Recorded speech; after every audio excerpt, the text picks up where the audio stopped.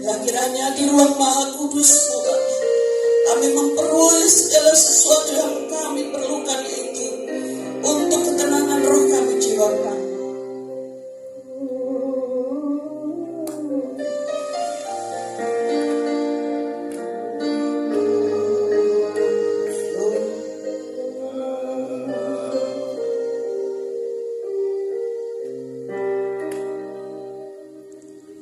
Masuk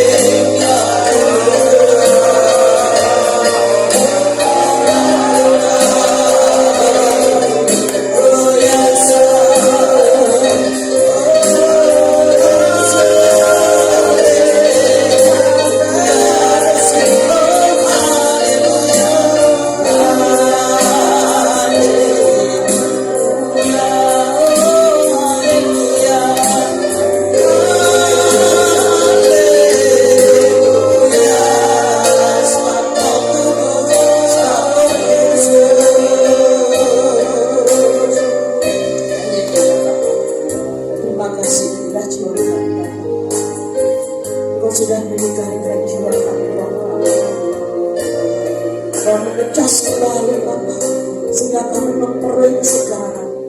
Roh tubuh jiwa kami selalu kau penuhi dengan kuasa Roh Kudus. Mujizat-Mu terjadi ketika kami memuja Engkau, ketika kami memuliakan nama-Mu. Bagi yang sakit sudah Tuhan angkat sakit penyakitnya. Bagi yang berbeban berat, Kau sudah meringankan beban berat. Dan bagi mereka itu hanya sekarang terpuruk ekonominya, Kau angkat kembali ekonominya sehingga semua menjadi sejahtera. Inilah pujian kami bagi Bapa kami Tuhan. Kami yakin dan percaya Engkau Allah, Engkau Elohim, Engkau yang mendengar dan Engkau yang mengabulkan setiap doa kami. Haleluya Bapa, terima kasih Bapa.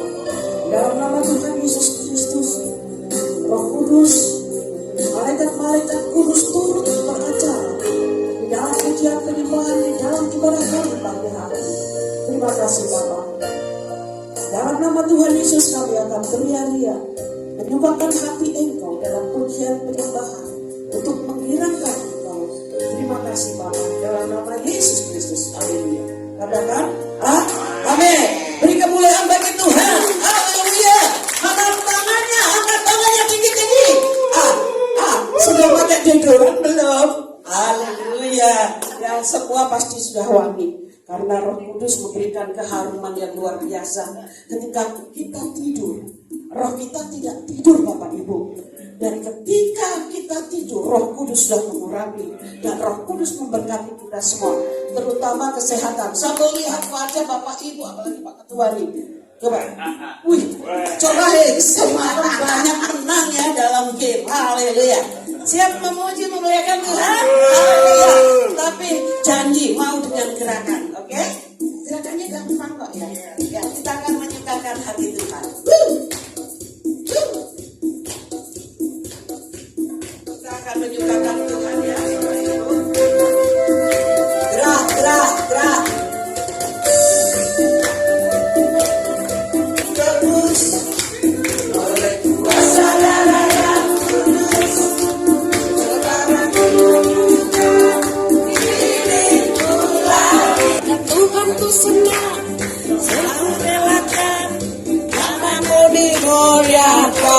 kiri kanan.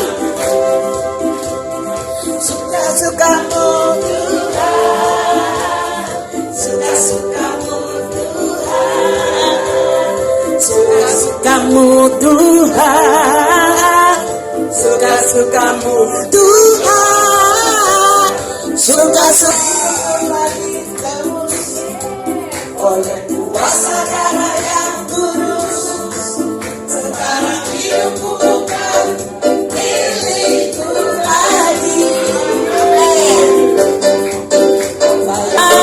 Suka-sukamu Tuhan,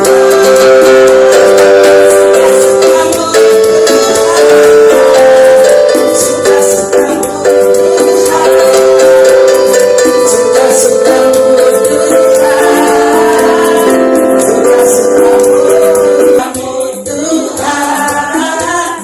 suka-sukamu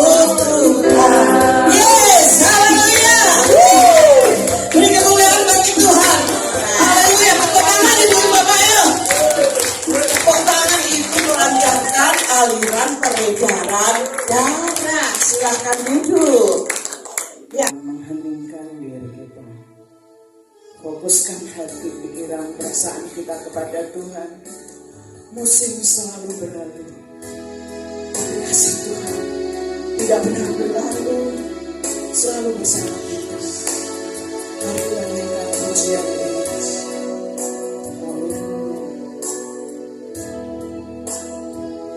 Musim akan selalu berganti. Musim lalu akan berganti. Kasih Tuhan tetap abadi. Kasih Tuhan tetap abadi. Tak akan berubah sampai selamanya. Tetap percaya.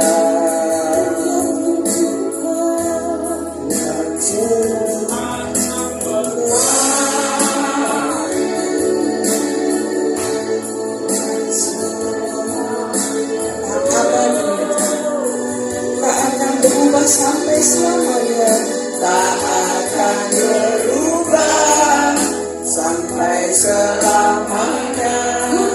Ku tetap percaya, ku yakin Tuhan berkati, ku yakin Tuhan berkati, ku yakin Tuhan melindungi.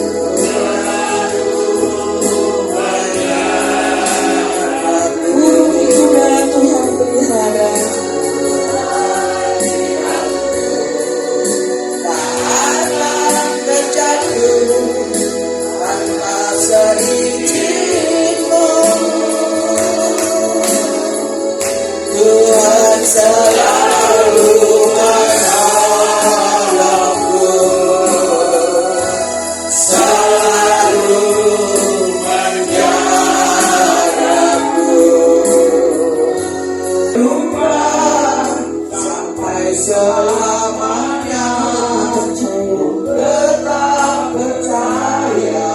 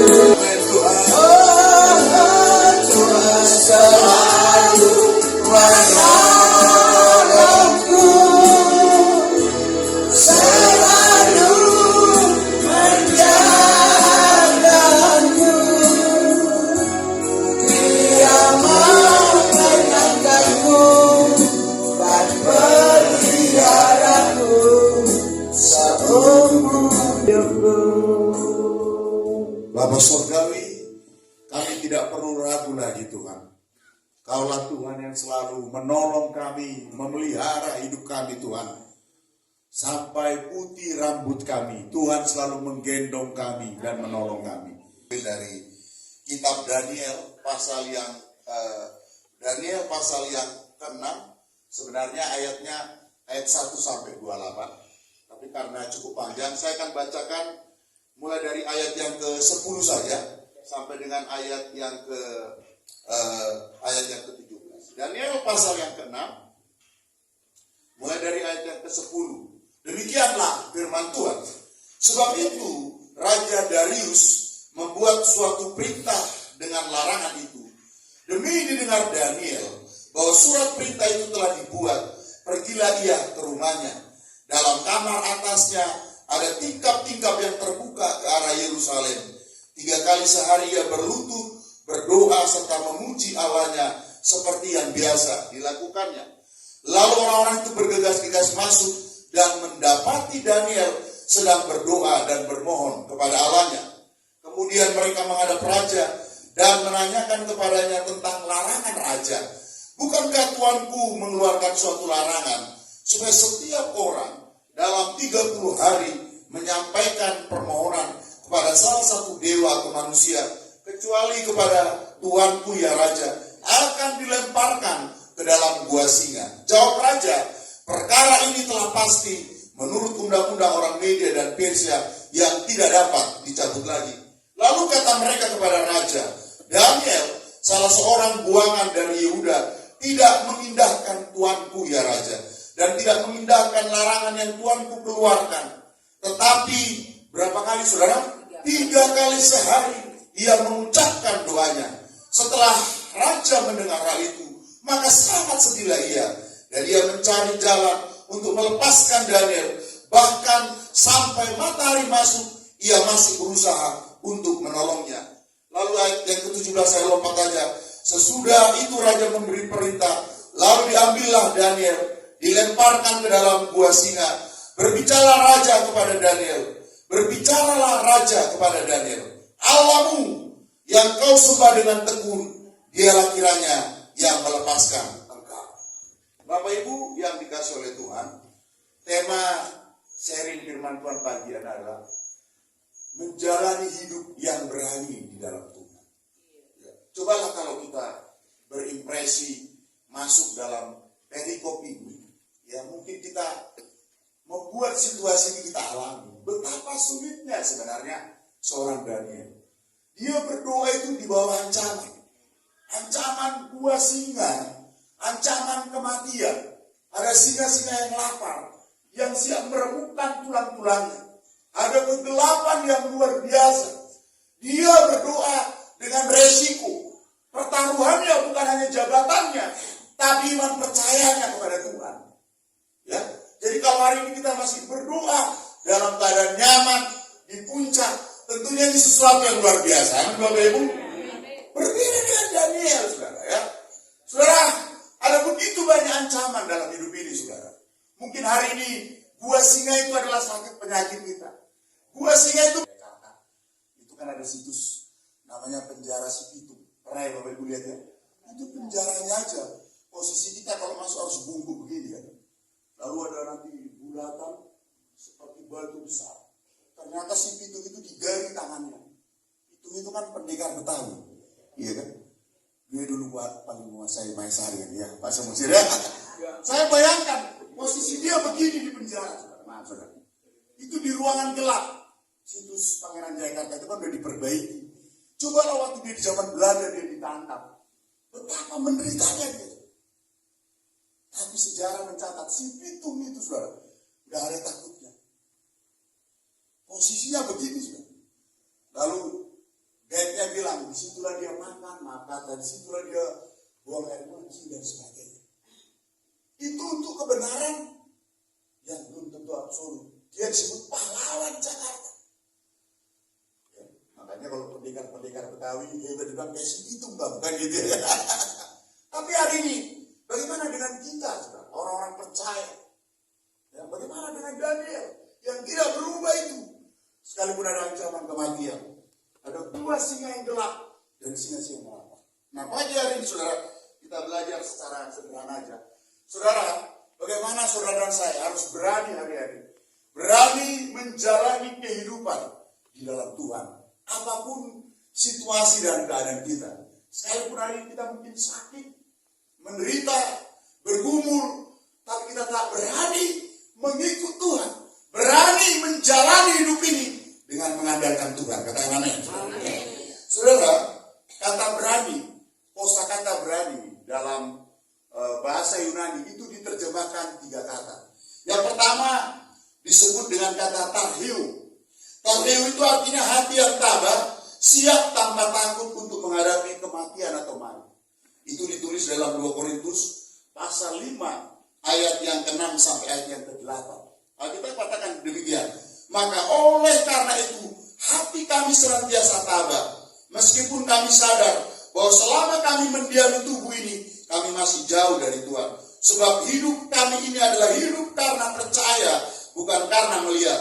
Tetapi hati kami tabah, dan terlebih suka kami beralih dari tubuh ini untuk menetap pada Tuhan. Orang yang berani dengan kata tarheu adalah orang yang memiliki hati yang tabah. Tabah terhadap semua tekanan hidup. Jadi kalau Bapak Ibu jalan, lihat posko-posko TNI, kan ada velo nilainya. Prajurit tabah, kuat. Kata tabah di situ itu digunakan kata tarheu. Tabah menghadapi semua ancaman dan kesulitan. Ya, di mana letak ketabahan Bapak Ibu? Mungkin suaminya belum berubah, Bapak Ibu tetap tabah mengasihi dan mencintai dan menghormati suaminya. Amin, Ibu. Mungkin hari ini istrimu yang belum berubah, Bapak-bapak tetap tabah menghadapinya. Yang ketiga, yang kedua, istilah kata berani dalam bahasa Yunani digunakan kata parheasia jomai. Artinya gini, mempertahankan kebenaran dengan penuh keberanian karena memiliki hati nurani yang murni oleh pembenaran Allah. Parheasa jomai. Orang yang berani memperkatakan kebenaran dengan penuh keberanian. Karena biasanya apa? Punya hati nurani yang murni. Orang begini di banyak nggak disukai juga. Ya. Biasanya orang begini integritasnya itu teruji. Apa yang dia katakan itu yang dia lakukan. Ini biasanya kelompok minoritas ini. Ya. Apalagi kalau ada di ASN gitu ya, di pemerintahan, orang-orang gini nggak disukai. Karena nggak kompromi dengan anggaran kan gitu ya. Iya, dia berani memperkatakan kebenaran. Karena dia nggak bisa menolak hati nuraninya. Bapak Ibu, salah satu ciri kekristenan adalah tidak pernah mendiamkan sesuatu yang tidak benar. Ya, kalau di gereja kita ada kompromi terhadap dosa orang seperti ini, saudara, dia akan berteriak, berkata, siapapun orangnya akan dihadapi. Ya, ini istilah katanya parheasa jomai. Ya, itu dilakukan oleh jemaat Kisah Para Rasul di Kisah pasal yang keempat ayat 29 sampai 31. Saya akan bacakan dengan cepat. Dikatakan demikian, dan sekarang ya Tuhan, lihatlah bagaimana mereka mengancam kami, dan berikanlah kepada hamba-hambamu keberanian untuk memberitakan firman-Mu. Ulurkanlah tangan-Mu untuk menyembuhkan orang, dan adakanlah tanda-tanda dan mujizat-mujizat oleh nama Yesus hamba-Mu yang kudus. Ayat 31. Dan ketika mereka sedang berdoa, Alkitab katakan apa? Goyanglah tempat mereka berkumpul itu, dan mereka semua penuh dengan Roh Kudus. Lalu mereka dikatakan apa? Memberitakan firman Allah dengan berani. Goyanglah tempat itu. Parheasa jomai. Ada keberanian untuk memberitakan firman dimanapun kita berada. Amin Bapak Ibu. Bagaimana dengan kita hari ini? Saya waktu dulu saya tinggal di Uki, di belakang Habib Stoyo. Setelah menikah sama istri, kami pindah ke Cipinang Jagal. Begitu tinggal di rumah mertua 1 tahun, puji Tuhan kami punya rumah, pindah ke atas. Saudara, orang yang pertama kali saya injili adalah siapa? Pak RT kami, RT Karsan. Dia dulu biasanya kalau ada orang Batak masuk ke lingkungan kita itu dia marah. Karena apa? Kalau orang Batak itu masang buat suara, ya kan? Apalagi lagu saya cuma gitu. Ngomong buat kuat, suka main togel. Saudara tahu tempat saya tinggal itu komunitas apa? Orang-orang yang buta itu, saudara. Kalau Bapak Ibu tahu, yang jual-jual kerupuk, yang pernah dikasih uang 900.000 sama Hotman Paris. Nah itu masih tinggal di orang-orang tunanetra yang sebenarnya tidak buta permanen. Ya, yang tiap minggu suka nyanyi di gereja-gereja, tapi di kantongnya masih ada rokok, saudara, ya kan? Nah, nanti waktu semuanya dikasih beli rokok, ya kan gitu. Itu mereka itu walaupun nggak jelas mata yang lihat, main togel, saudara. Kalau nyanyi buat kuat, apalagi kalau menang. Jadi Pak RT kita selalu komplit. Orang Batak itu kesannya nggak baik. Begitu saya masuk ke situ, saya nggak pernah ngaku diri saya pendeta, apalagi pendekar kan gitu, saudara. Tapi dia lihat saya. Terakhir dia bilang, Bapak pendeta, cuma rajin ke gereja. Saudara, singkat cerita, orang yang pertama kali saya injili itu Pak RT kan, namanya Pak Karsa. Terima Yesus sebagai Tuhan dan Juru Selamat. Jadi itu harus penuh dengan keberanian dan iman. Ya, karena setiap malam dia nggak bisa tidur, saudara, katanya. Jadi dia suka nonton dulu, zaman dulu yang di ANTV, acara Pak Nikon atau Rajo, kan ada masuk TV. Dia suka dengarkan itu.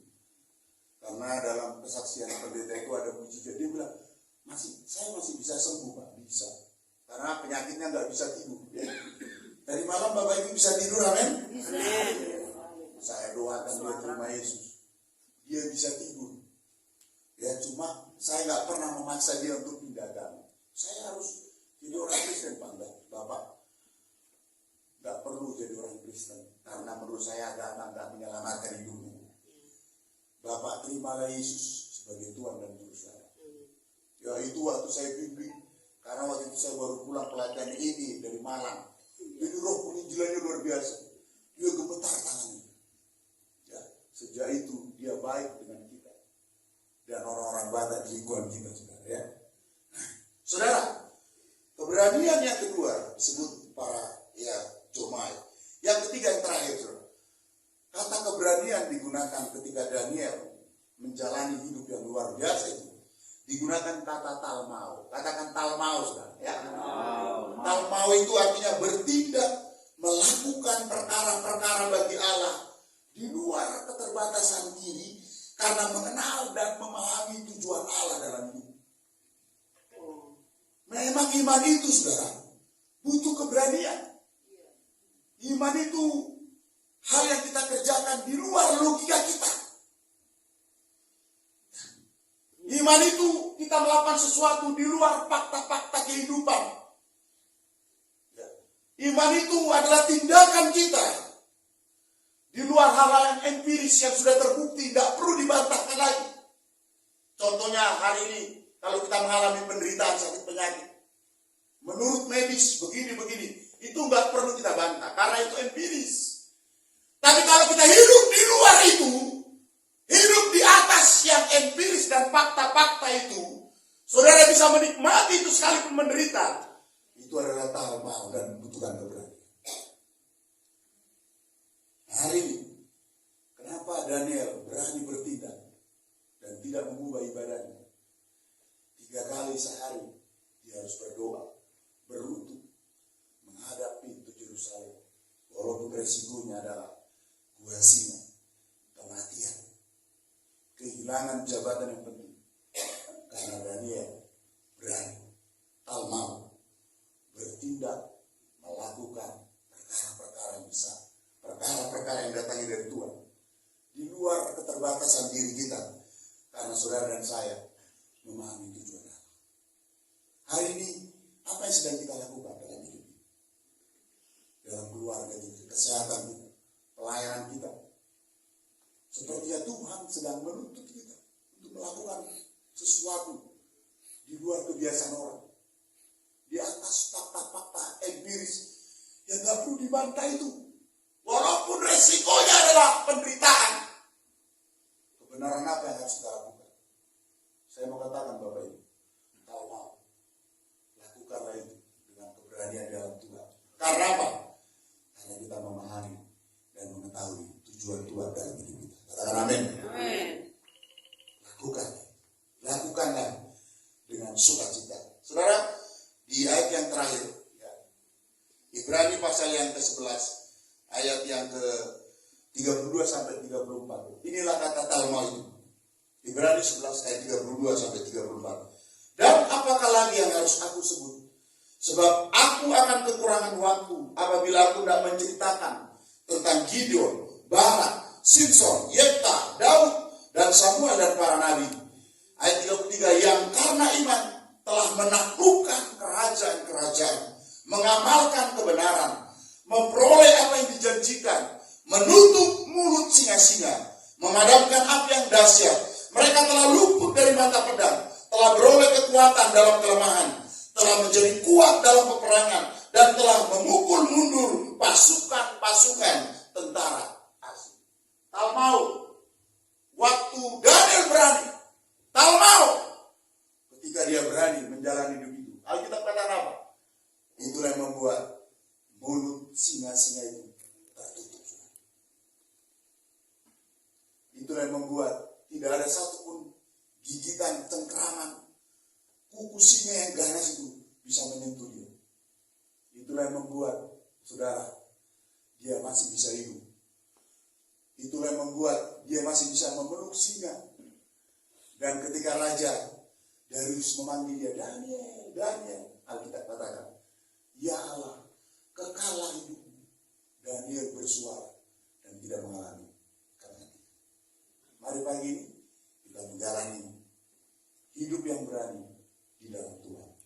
Kita nggak tahu apa yang terjadi di depan kita. Butuh talmau, butuh keberanian. Karena apa?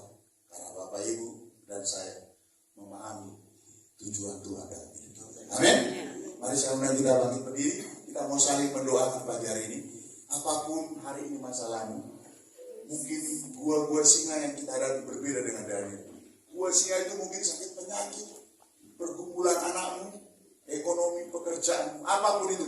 Hari ini tak mau, beranilah menjalani kehidupan di dalam Tuhan. Amin. Lakukanlah perkara di luar keterbatasan diri kita, karena saudara dan saya memahami tujuan dan maksud Tuhan. Amin. Ku sembah Kau Tuhan. Ku sembah Kau Tuhan. Ku mengangkat tanganku selamanya. Kau hebat bagiku. Ku sembah Kau Tuhan.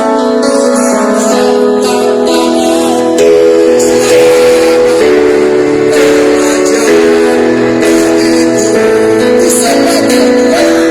Ku sembah Kau Tuhan.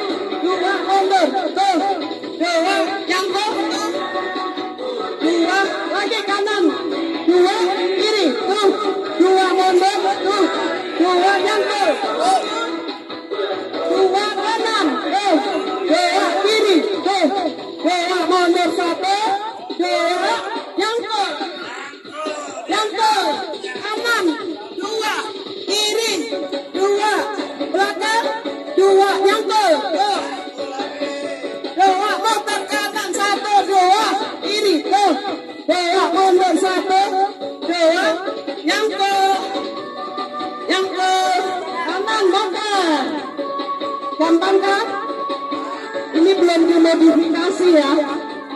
Nanti kalau dimodifikasi Bu Pintu. Oke. Bisa kan? Ini adalah kacamata autofocus. Fokusnya bisa mengikuti kebutuhan mata, cocok untuk usia lanjut maupun usia muda karena desainnya sangat mahal. Iklan itu. Kebutuhan mata Anda.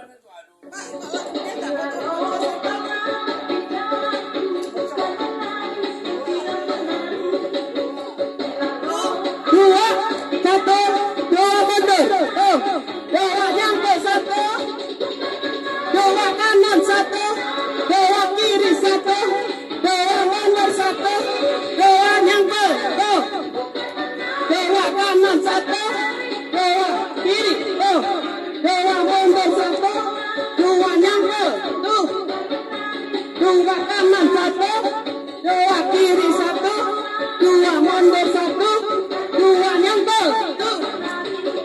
Dua kanan satu. Dua kiri. Dua mundur satu. Dua nyampe satu. Dua kanan. Dua kiri. Dua mundur. Dua nyampe. Dua kanan. Dua kiri satu. Dua mundur satu. Dua nyampe. Dua kanan satu. Dua kiri satu. Dua mundur satu. Dua nyampe. Dua kanan satu. Dua kiri satu. Dua mundur satu. Dua nyampe. Dua kanan langsung tuh. Dua kiri langsung tuh. Dua mundur satu. Dua nyampe tuh. Dua langsung kanan tuh. Dua kiri tuh. Dua mundur tuh. Dua nyampe tuh. Dua langsung kanan tuh. Dua kiri satu. Dua mundur satu. Dua nyampe tuh. Dua langsung kanan tuh. Dua kiri tuh. Dua mundur tuh. Dua nyampe satu. Dua langsung kanan tuh. Dua kiri tuh. Dua mundur tuh. Dua nyampe satu. Dua langsung kanan tuh. Dua kiri tuh. Dua mundur tuh. Dua nyampe tuh. Dua. Sudah capek. Haleluya. Ayo dengan instruktur Pak Monas. Capek. Ambil napas. Sudah lapar Pak. Pergangan.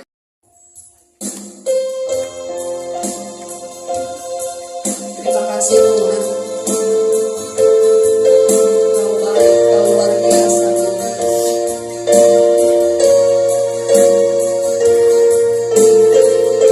Mari sama-sama kita mohon pujian. Ya Tuhan, aku hendak bersyukur kepadamu Tuhan.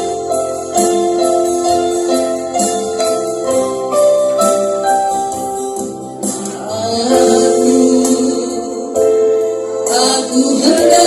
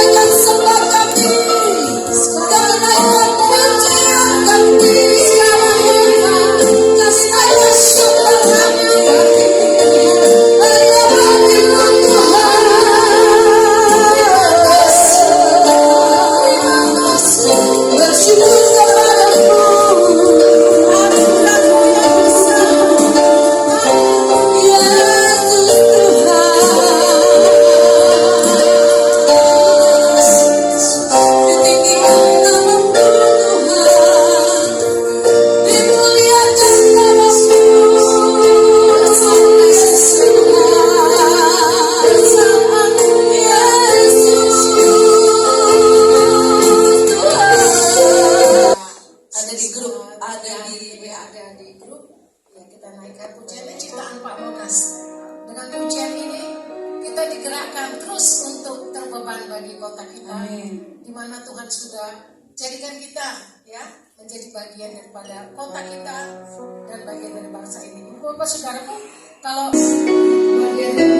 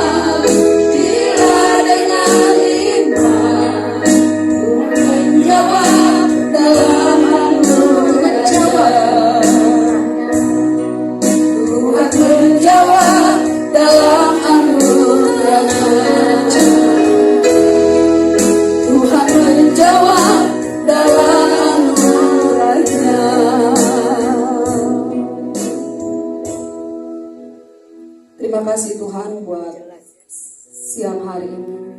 Kami mau kembali mendengarkan sesi kebenaran firman-Mu melalui hamba-Mu Bapak Tolong. Biar kuasa Tuhan bekerja atas hamba-Mu di dalam nama Yesus. Kamu dahsyat.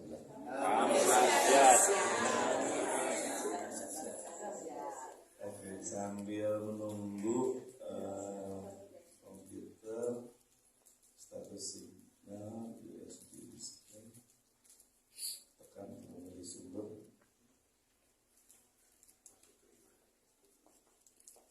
Sama lah ya, sambil di depan ada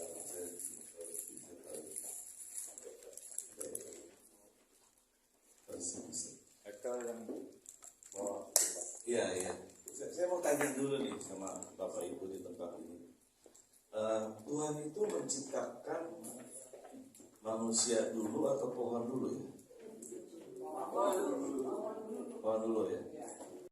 Biar semua kelihatan.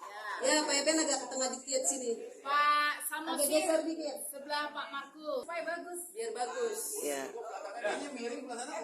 Bapak bisa di samping Pak Figur. Enggak, biar bagus. Oke. Kelihatan kok. Yuk, oke. Gaya bebas. Belum ya. Gaya resmi dulu. 3, 2, 1. Saya kasih kesempatan gaya bebas. 3, 2, 1. Enggak macem begini. Oke, JDS Jakarta Timur. Kemuliaan bagi Kristus. Ya, saya video ya. Ingat ya Pak Parda tadi, kemuliaan bagi Tuhan Yesus. Silakan Pak. JDS Jakarta Timur. JDS Jakarta Timur, kemuliaan Bagi Kristus. 1, 2, 3. Yes, thank you. Oke. Aku? Nanti aku di belakang.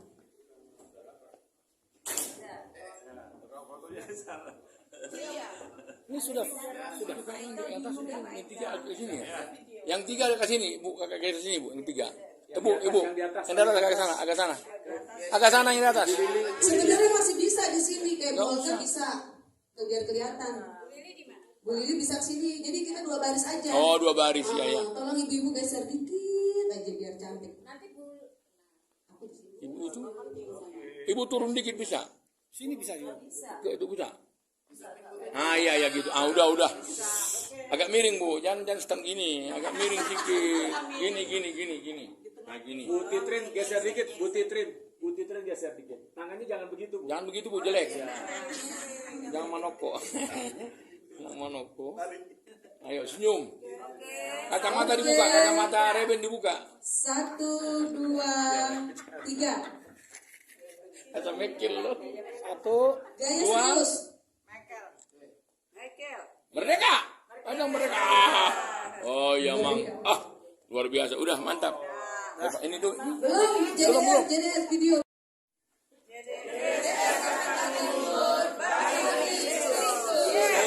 Sekali lagi. 2, 3.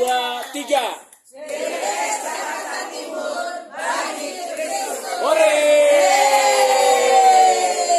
Sekarang bersama ya Bapak. Iya, udah. foto biasa.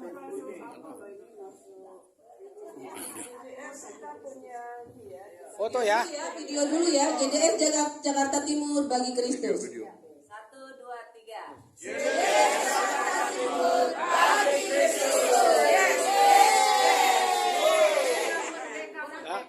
Sekarang foto. Foto.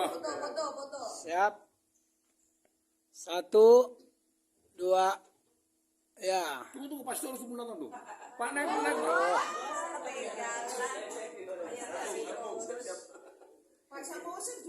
Enggak, saya nggak usah. Kebanyakan foto saya, Bu. Siap. Foto ya. Foto. Aduh, tunggu. Kenapa? Coba. Ya. Bangun ya. 1, Nggak usah disuruh saya, Bu. 2. Kalau saya mau, saya udah masuk. Iya, udah. Udah. Oke, terima kasih. Tuhan berkati kita semuanya. Ini bagus nih fotonya. Terang ya? Nggak tahu.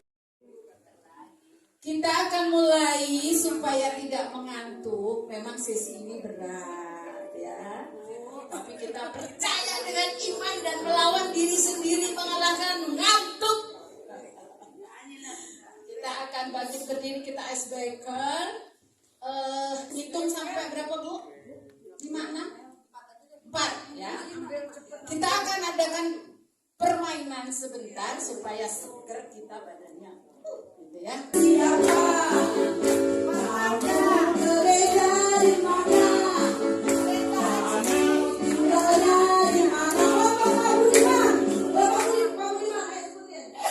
Kamu rumahnya di mana? Gerejanya di mana?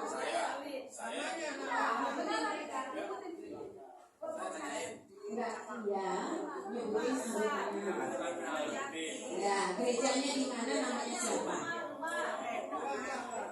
Ulang.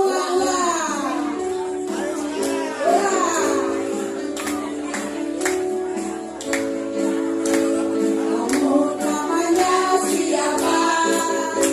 Kamu gereja di mana? Kamu gereja di mana? Ya, Bapak kita. Masih ngobrol.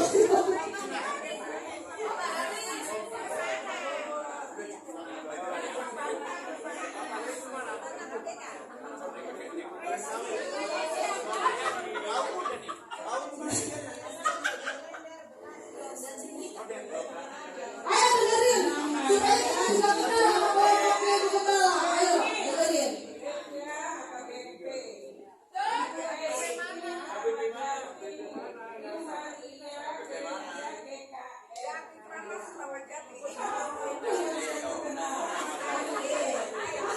Yes, betul.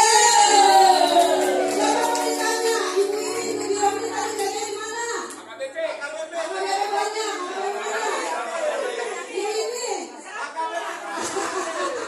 Berarti dengerin semuanya. Jadi jangan nggak kenal, udah jadi ketua JBS, nggak kenal. Saya juga agak sulit. Mengenal nama-nama, biar saya juga jadi kenal, ya kan? Ya. Ayo lagi. Namanya siapa? Kamu namanya siapa? Kamu tinggalnya di mana? Kamu gereja di mana? Bagus, kamu bagus. Aku dermawan GBIP ini apa?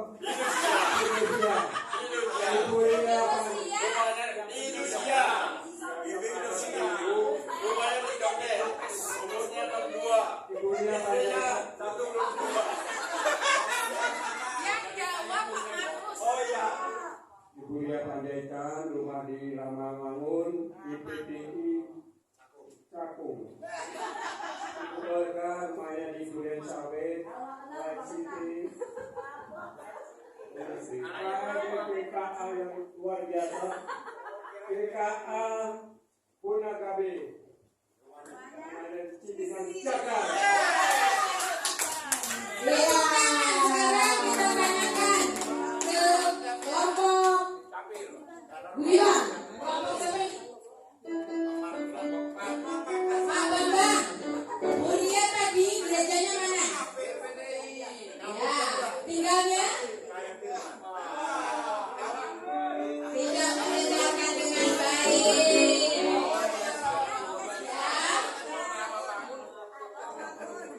Ayo Bu Fitri. Pak Markus, gerejanya di mana? Tinggal di mana? Ya, tahu. Mana dengerin? Kelapa 2. Ya, kamu namanya siapa? Kamu gereja di mana? Kamu tinggalnya di mana? Ayo Pak, silakan. Ini Bu Titrin. Ya gereja GRI. Lekang Pak. Oh, Yang lainnya dengerin ya.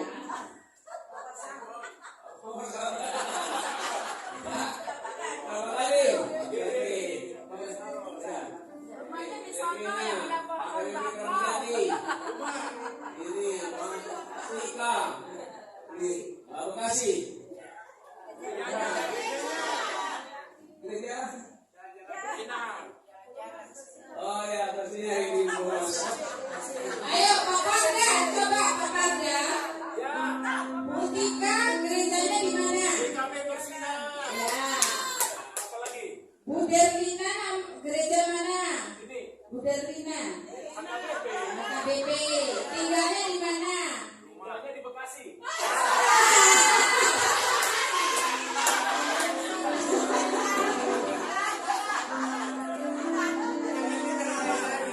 Ya, ayo sekarang kita ujian dulu ini. Kamu namanya siapa?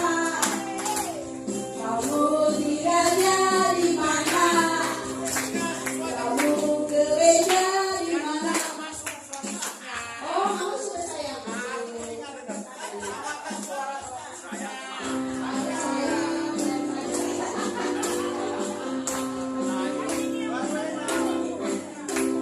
Kamu namanya siapa? Kamu gereja di mana? Kamu tinggalnya di mana?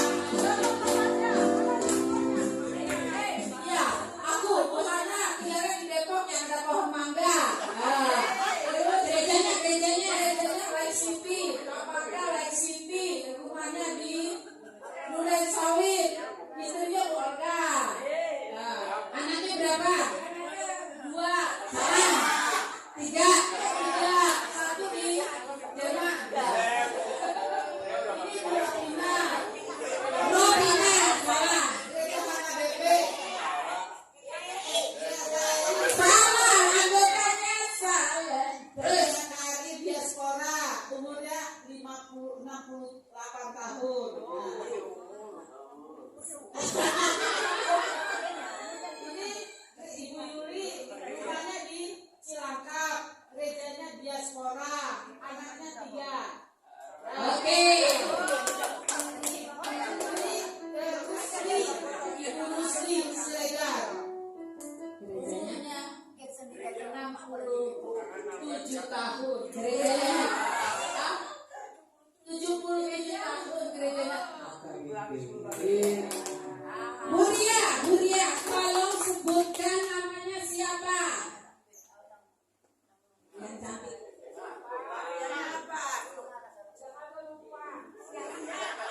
Namanya? Tadi ada disebutin, bukan biasanya. Namanya siapa? Pindah. Ropena. Pak Sanusi, tolong sebutkan namanya siapa? Pak Sanusi, namanya siapa? Ibu itu kursi legal. Namanya? Nggak boleh bilang nama orang tua.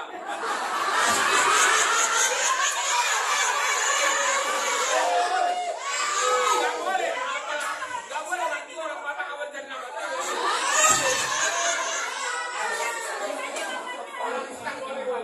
Kalau di sini boleh. Namanya siapa? Musli Siregar. Tepuk tangan buat kita semua. Terima kasih. Silakan dulu Bapak Ibu. Tapi udah kita rencanakan sejak awal tahun. Jadi agar Bapak Ibu tahu bahwa ketika Natal yang lalu kita selesai, ya kan kita buat acara Natal ya. Lalu kemudian kita rencanakan tahun ini mau bikin apa nih? Nah kita buat retreat.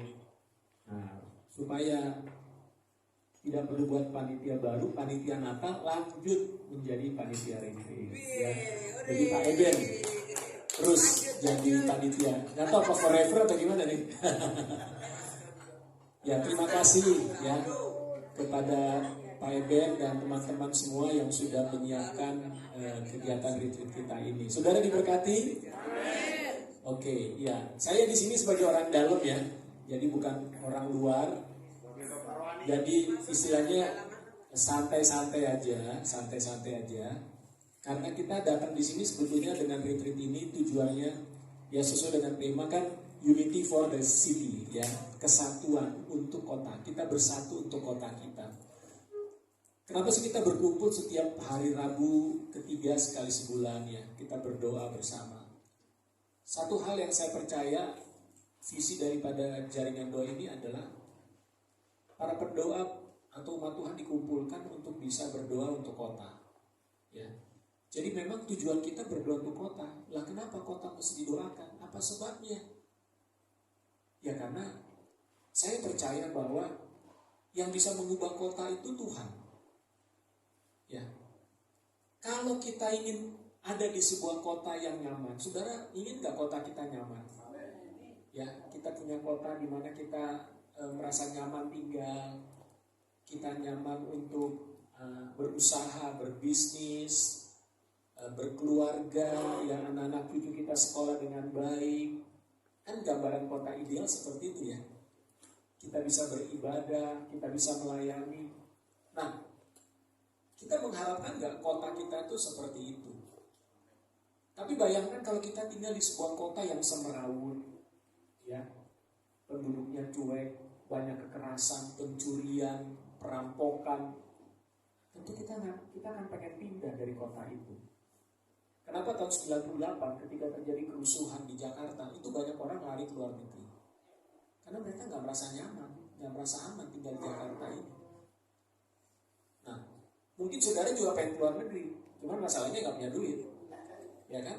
Nggak punya duit, nggak punya kenalan, gitu kan? Tapi kalau saudara punya uang, punya kenalan, mungkin pada waktu itu saudara juga pengen tinggalkan kota Jakarta. Ya jujur.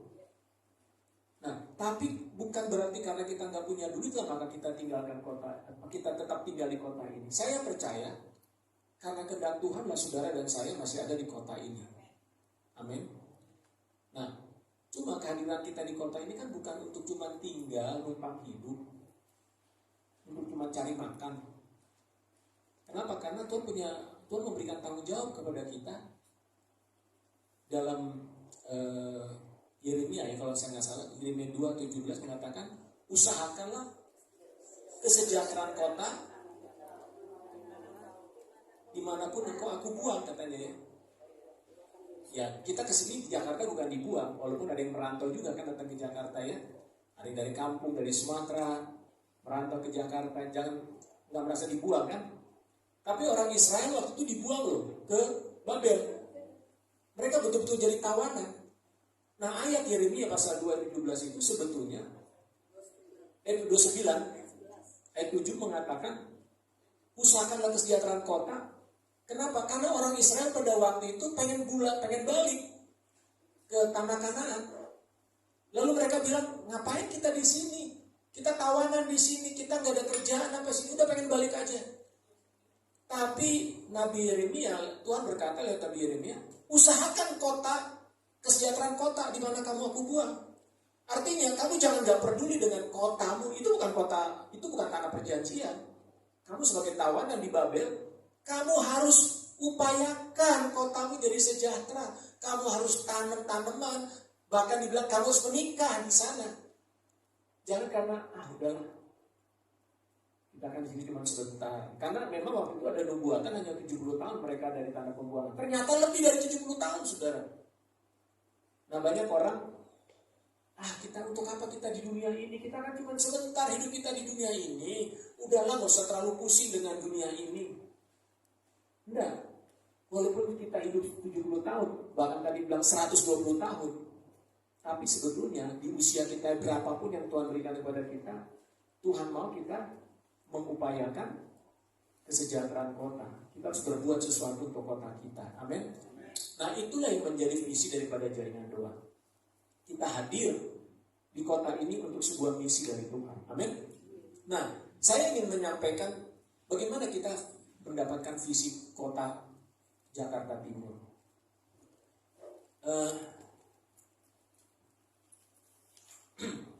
Saya mudah-mudahan saudara bisa baca, ya. Hal pertama, ya, kita sebagai para pendoa, tadi Pak, bukan kebetulan saya pikir selama 2 hari kita di sini, saya melihat ada benang merah pembicara 1 dengan pembicara 2 sampai ke 3 hari ini ya, bahwa Tuhan memang sedang membawa kita untuk masuk ke dalam sisi melihat keadaan kota kita. Nah pertanyaannya, apakah kita melihat kota kita seperti Tuhan melihat? Ya, dalam Yeremia 1 ayat 11, boleh bantu baca kalau ada yang bisa bacakan. Yeremia 1 ayat 11.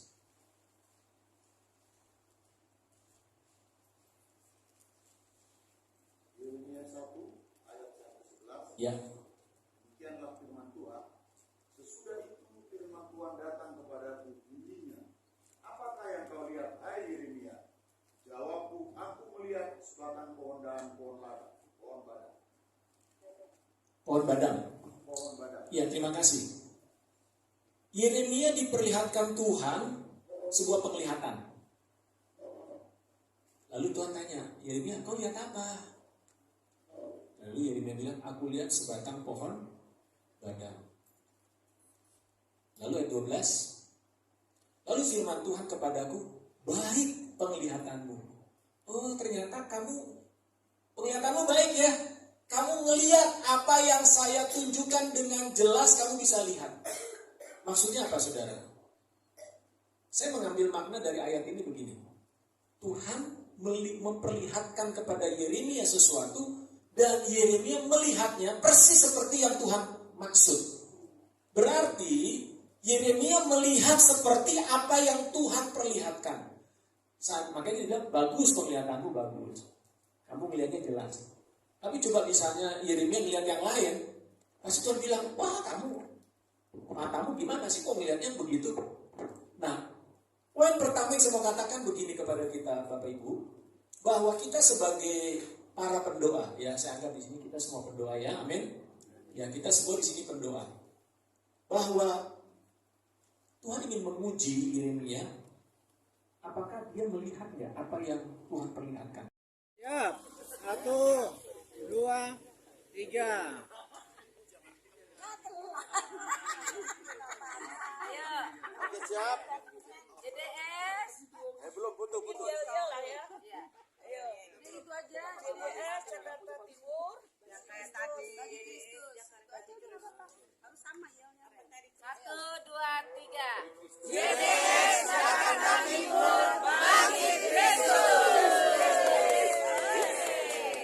Nah, sekarang boleh berbagai pose, itu nanti saya akan screenshot.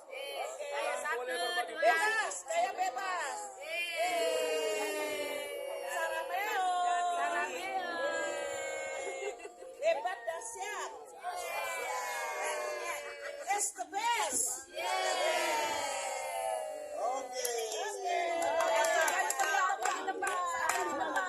Oh, sini galaksi. 2, 1. 1, 2, 3. 1, 2, 3. Oke, udah jalan ya? Sudah, ayo. Masuk. Mau yang lagi? Yuk, JDS Jakarta Timur. JDS Jakarta Timur bagi Kristus. JDS Jakarta Timur. 1, 2, 3. Jakarta Timur bagi Kristus.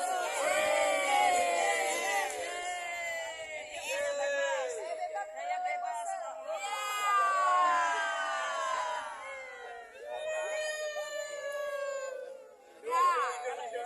Kita pose lagi.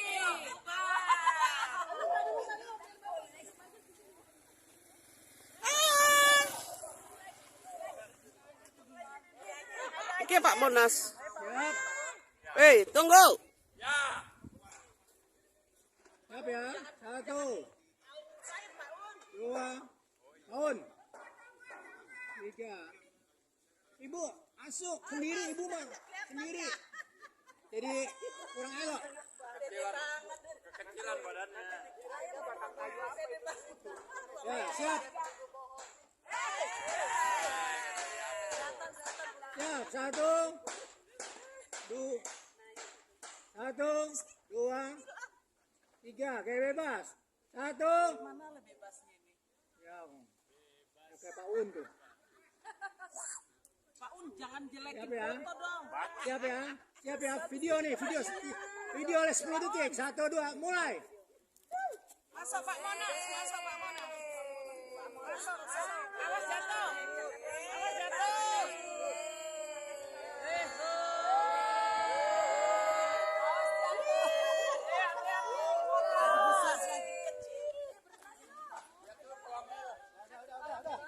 Ayo pulang. Halo. Kita lagi foto-foto ya.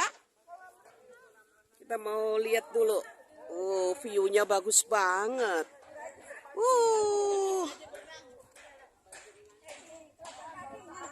Siapa yang mau berenang?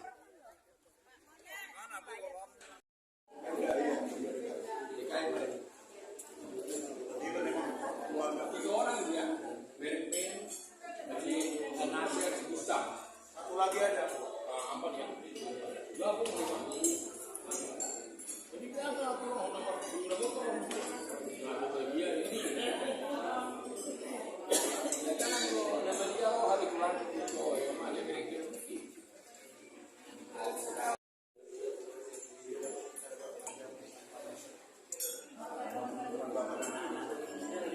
Dia itu benar-benar hadir jadi bapak kita. Banyak berubah dia.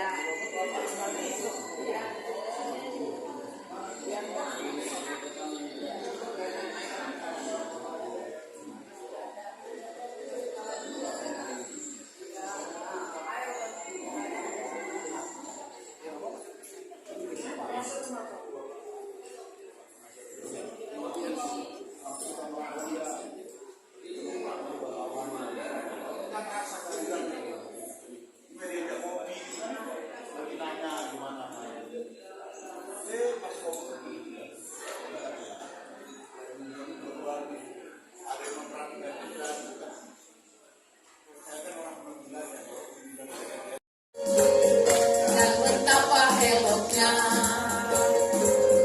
bila saudara seiman hidup dalam kesatuan. Oh betapa indahnya, ya, betapa eloknya. Yes, bila saudara seiman hidup dalam persatuan. Aku rapat di kepala haru, andai cabutkan jubahnya turun, yang dari Hermon mengalir ke Bukit Sion. Kesanalah diperintahkan Tuhan, agar berkat-berkat dicurahkan, kehidupan untuk selamanya. Oh betapa indahnya dari awal, oh betapa, ya, betapa eloknya, ya, bila saudara seiman hidup dalam persatuan lagi. Oh betapa indahnya, betapa eloknya, bila saudara seiman hidup dalam persatuan.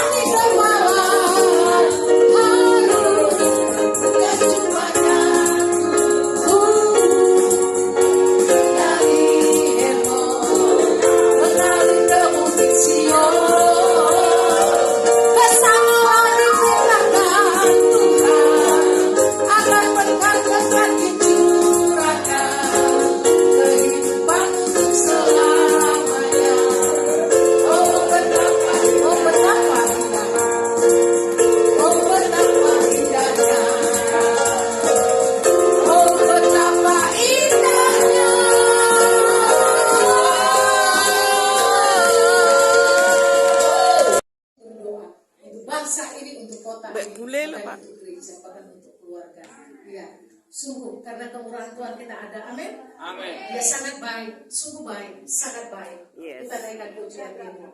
Haleluya Yesus. Masih berdiri yang kuat ya, yang enggak berdiri juga enggak apa-apa. Tiada berkesudahan kasih setiamu Tuhan. Haleluya. Mari colek saudaramu di kiri dan kanan, katakan amin.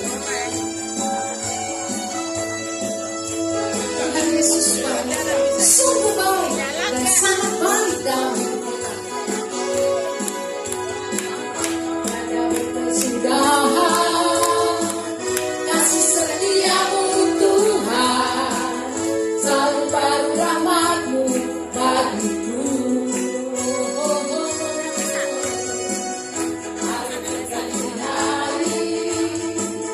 Tetap kulihat kasih-Mu, tak berakhir. Sekali lagi katakan, tiada berkesudahan, tiada berkesudahan kasih setiamu Tuhan, selalu baru rahmat-Mu bagiku. Hari berganti hari, tetap kulihat kasih-Mu, tak pernah berakhir di hidupku. Tuhan Yesus baik, akan jumpa-Mu.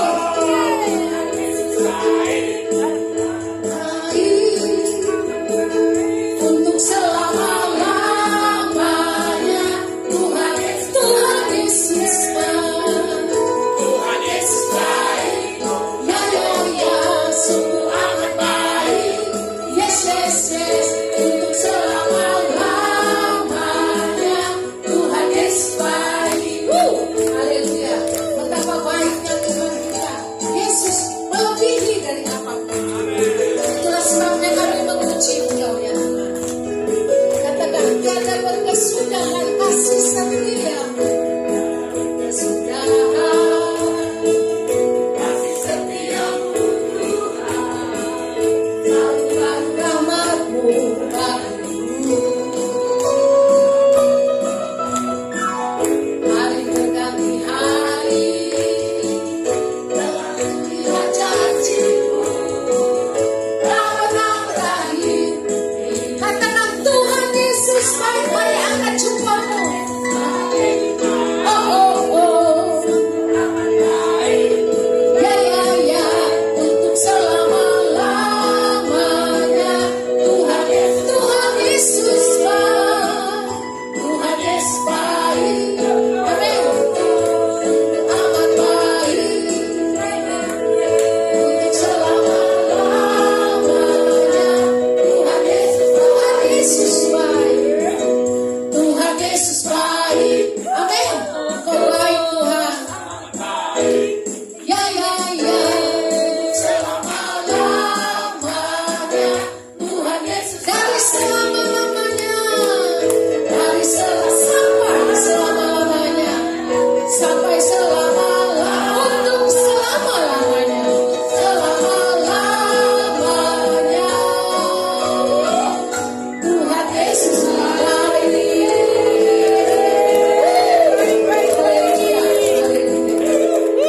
Silakan duduk ibu bapak saudaraku. Malam yang buat aksi yang luar biasa, dahsyat, perbuatanmu tak dapat kami selami Tuhan, karyamu ajaib bagi hidup kami. Haleluya Yesus, terima kasih Tuhan, terima kasih Yesus.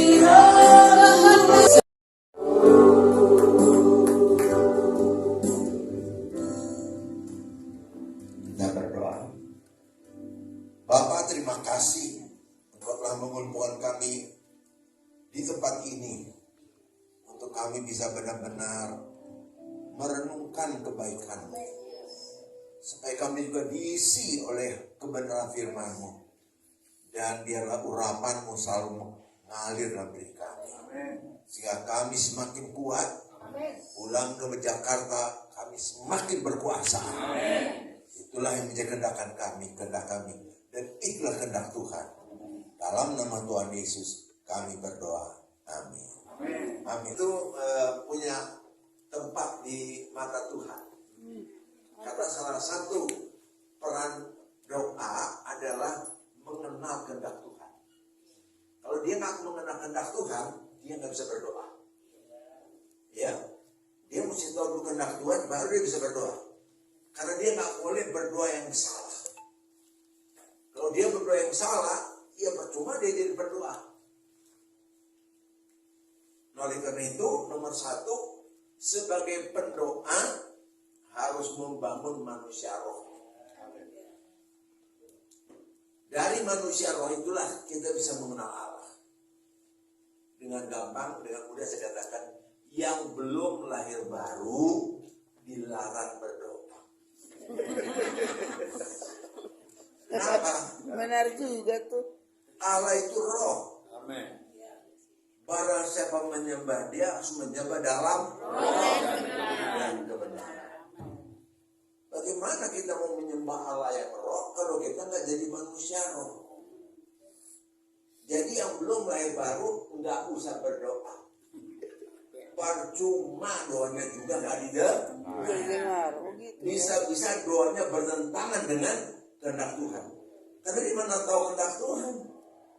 Sedangkan kita berdoa kan mesti tahu kehendak Tuhan. Kalau enggak kita akan bertentangan dengan kehendak Tuhan. Ya. Nah, jadi saya mau tekankan dulu, doa Bapa kami itu menjadi dasar pengajaran kita. Bapa kami yang di surga. Waktu kita bilang Bapa kami yang di surga, kita punya dua Bapa. Bapa yang melahirkan kita secara jasmani, Bapa roh yang kita dilahirkan kembali oleh pekerjaan Roh Kudus. Jadi kalau orang belum doa Bapa kami, belum lahir baru, dilarang doa Bapa kami. Dilarang dulu dia katanya. Ya. Jadi kalau belum lahir baru, satu, nggak perlu doa Bapa kami. Karena dia nggak bisa mengatakan Allah itu Bapaknya. Dia katakan Allah itu Bapaknya karena dia telah jadi anak roh. Jadi ingat ya, berdoa itu bukan sembarangan loh. Tapi berdoa harus memenuhi syarat dulu. Nomor satu, dia mesti lahir baru sehingga manusia rohnya bisa berdoa. Karena Allah tidak akan bisa didatangi tanpa roh. Dan firman Allah tidak ditetapkan untuk diterima dengan akal. Saya ulangi lagi.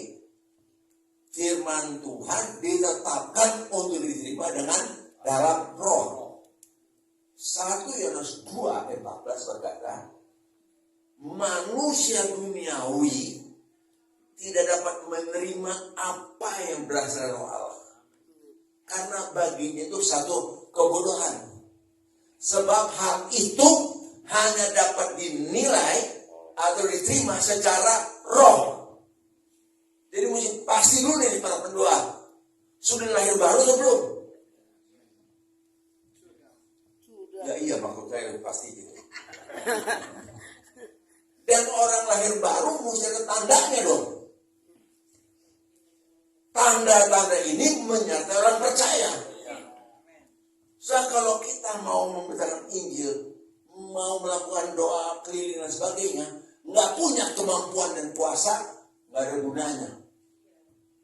Mengapa? Karena doa itu adalah satu peperangan. Jangan anggap doa itu biasa. Ini peperangan.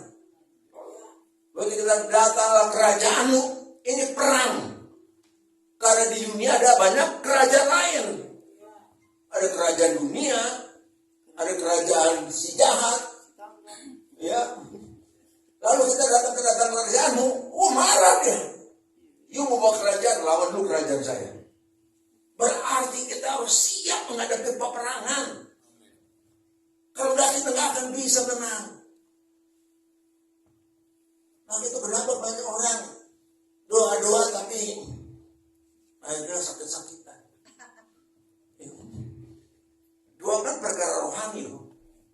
Bukan perkara biasa loh. Doa itu perkara rohani. Bahkan kalau kita mau tingkat lebih lanjut, doa itu ada komunikasi kita dengan Bapa di surga. Bahkan Bapa bilang apa? Saya mau dengar kamu berdoanya dipimpin oleh Roh Kudus. Kalau nggak, saya nggak mau. Gitu. 1 Korintus 14 ayat 2. Tadi udah jelas ya. Tidak seorang pun bisa terima firman kalau belum manusia rohnya dibangun. Maka itu kenapa Tuhan mengatakan ada 4 jenis tanah. Sebenarnya 6 jenis. Ya. Benih itu kan firman Tuhan. Ya, Roma 8 ayat 11. Waktu benih ditabur, ada yang jatuh di pinggir jalan. Artinya orang dengar firman tapi pikirannya nggak sejalan dengan firman. Dia nggak percaya, dia nggak ngerti, dia nggak diselamatkan. Itu orang di gereja. Ini orang di gereja banyak yang nggak diselamatkan. Karena dia nggak bisa menerima firman, karena dia anggap firman itu sesuatu yang nggak masuk akal. Yang kedua, firman yang jatuh di tanah berbatu. Waktu Tuhan bilang, ini firmanku, kita bilang, ya itu kan Tuhan. Saya dong. Mengeraskan hati. Itu tanah berbatu batu. Maka itu orang harus berani, harus mau dicetak ulang. Kita lahir baru itu baru titik terendah dari manusia roh. Lahir baru itu titik terendah. Karena kita mesti menuju kepada manusia rohani. Sebelum kita jadi manusia rohani, sebenarnya kita nggak mengerti kebenaran. Coba kita lihat Ibrani 5 ayat yang ke-13. Nggak ngerti kebenaran. Padahal udah lahir baru loh. Jadi gini, lahir baru nomor 1 yang berubah hatinya. Pikirannya belum. Maka itu dia masih perlu apa? Diperbarui pikirannya. Coba kita lihat Ibrani 5 ayat 13. Sebab barang siapa masih memerlukan susu, ia tidak memahami ajaran tentang kebenaran. Sebab ia adalah anak kecil. Bagaimana kita mau menguasai kota? Tapi kalau kita sendiri gak dikuasai oleh Tuhan. Kalau kita mau menguasai kota, berarti kita harus bisa dikuasai Tuhan. Kenapa? Karena kita perlu otoritas dari Tuhan. Otoritas dari Tuhan itu orang yang mau diatur oleh Tuhan. Tapi kalau kita gak mau diatur, ya susah. Maka itu nanti kita lihat peperangan yang paling penting adalah peperangan terhadap diri sendiri. Peperangan terhadap keakuan. Sehingga doa Bapak kami mengatakan datanglah kerajaanmu, jadilah kehendakmu. Jadi kita doakan apa kehendak Tuhan. Kalau enggak kita nebak-nebak, coba-coba, salah-salah, maka itu menjadi manusia roh itu penting sekali. Supaya kita mengerti tentang kebenaran. Kita katakan mesti jadi manusia rohani dong.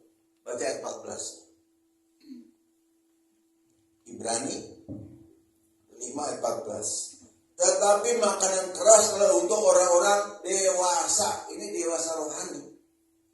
Yang karena mempunyai panca dan terlatih untuk membedakan yang baik daripada yang jahat. Terlalu banyak manusia hidupnya menurut baik dan jahat dari pohon pengetahuan baik dan jahat. Kenapa sih kita nggak boleh makan buah pohon pengetahuan baik dan jahat? Karena itu pengetahuan dari dunia. Pohon itu dasar dari dunia. Sehingga kita perlu menjadi manusia rohani untuk bisa tahu apa? Baik yang jahat yang dari Allah. Saya ulangi lagi. Pertama mesti lahir baru. Lahir baru sendiri pun gak cukup. Mesti menjadi manusia rohani. Ya. Paulus pernah bersaksi. Paulus berkata gini, aku tidak bisa bicara pada kamu seperti manusia rohani, karena kamu masih baik rohani. Mari kita lihat.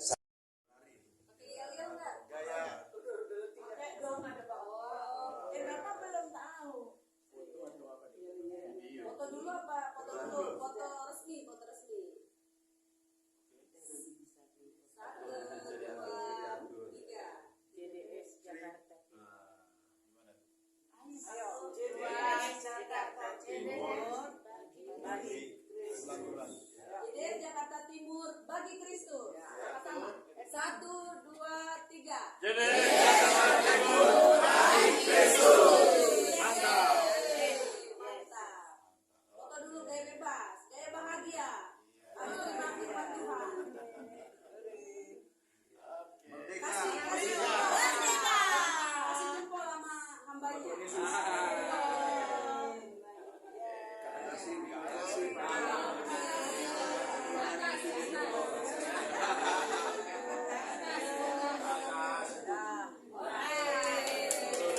Terima kasih. Oh iya. Katanya yang pakai panitia mau foto dulu katanya panitia. Iya.